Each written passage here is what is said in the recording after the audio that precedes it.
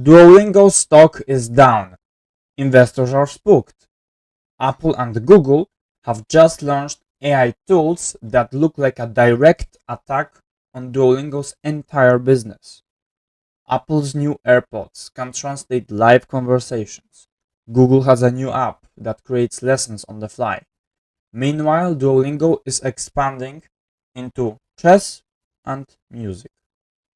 This has investors asking one critical question. Is Duolingo's moat starting to crack? Let's dissect the threat and analyze their defenses. Starting off with Duolingo, we have a rather bleak picture of their current situation. It seems that their app is a commodity and can be easily copied by competitors, and they have no moat. Apple AirPods, although offering a different experience, seem to target a similar audience.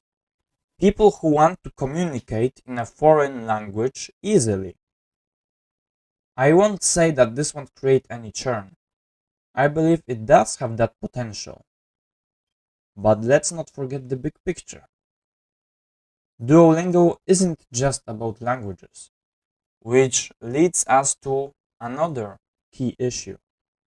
Are they widening their moat instead of deepening it?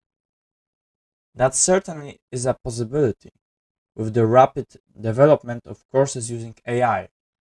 They face some public backlash for this, as some people outside the company feel that Duolingo has lost the quality in the process. For example, you have people saying that they quit Duolingo.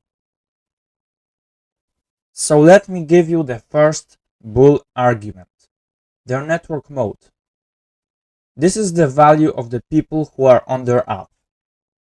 Currently, there are 128.3 million monthly active users. Those are the people who use the app at least once a month. And out of these, 10.9 million people are paid users, giving us, the investors, the free cash flow that we like. But that's not the end of that, as they have a unique way of keeping users in the app. Today, when you go on Duolingo, it asks you whether you allow it to access your contacts, so your phone numbers and etc. And when you do, you know what happens? You can add your friends to your list and whom Duolingo looks up, and you can then collaborate with them or see each other's progress. This is beneficial as it highlights the value of friendly competition. Moreover, as more people join, there's increasing social pressure to participate in the process. As you explore their different sources, you conclude that it's valuable, so you stay, and this creates a flywheel of growth we all like. The second component is their data mode. Hard to copy data is a monopoly creation tool.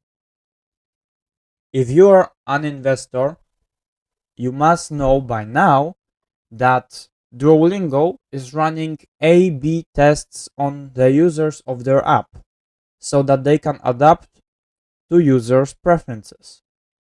Each user on the planet has a slightly different layout of the app, and they test that layout. And Duolingo has numbers, not estimates, to prove a certain layout is liked or not.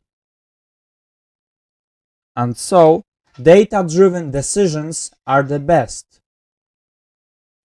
A small but better language learning app might not have the larger user base that Duolingo has to test on, which can hinder its growth.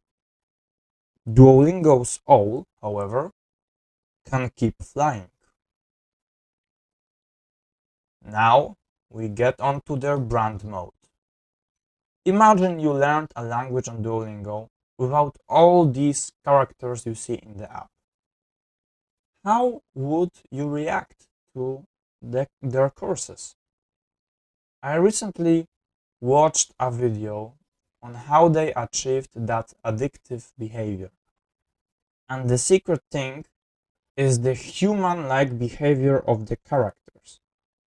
They are blinking their eyes, clapping their hands, or sad when you aren't engaged. You actually see those characters react to your decisions. And that creates a feeling of being watched by a friendly, helpful tutor, someone who always has time to explain. This brand can't be broken as easily as one might think. For example, these characters are used in stories, podcasts, and adventures that Duolingo has, further solidifying their relatability to the user, which makes them more believable, and so much easier to interact with. This is hard to copy. So after dissecting the bull and bear case, we have one thing left: to run it through my monopolistic trade score and see what is the quality of the company. Okay guys, so we have the monopolistic trade score 7.2 out of 10. This is driven by the high gross margin of 72.38% that they have, which shows excellent pricing power. ROIC, this is a low metric, but it's because they have only recently run into profitability. R&D score, this is low despite the big spending. Well, it's because too much can be a bad thing. But their free cash flow margin of 35.4% is really good, I like it. A 10 out of 10 score of this component is well deserved. Revenue growth versus the industry, we can see here 39.51% delta. So this means that they are outperforming their peers by 39%. This is a really positive thing. And that leads us to the final thesis. My investment thesis is the same, and I'm still bullish on the stock. This is hard to say in times of volatility when you're down on a position. I even wrote a free article on this subject, so you can check it out now in the description below, the first link. I think it's a great way to pick up useful knowledge. As always guys, thanks for watching and stay focused on the fundamentals.